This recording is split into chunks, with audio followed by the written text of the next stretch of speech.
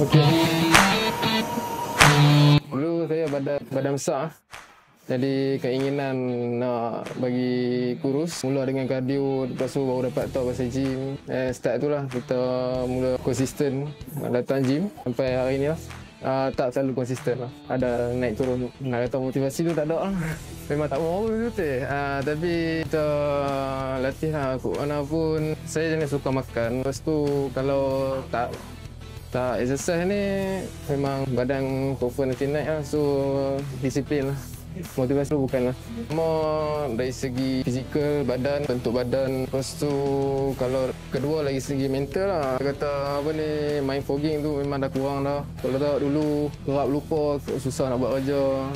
Tak ada kata orang kata memang belak lah. Tapi lepas exercise tu kita dapat rasa lah, kita dapat rasa aktif. Dekat exercise pun kita dapat rasa badan kita aktif, kita rasa segar.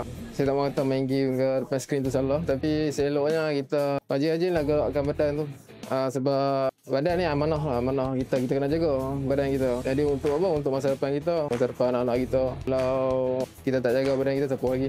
Yang mudah untuk saya, macam biasalah, pendapat saya mulakan pergerakan lah. Macam dulu saya macam makanan tak boleh jaga. Saya berjalan dulu, ya brisk walk. Seminggu pertama walk, seminggu kedua baru dapat naik pelan-pelan lah intensity tu. Lepas tu kita akan sendiri dapat motivasi nak jaga makanan tu. Sebab tak ada perubahan pada diri kita.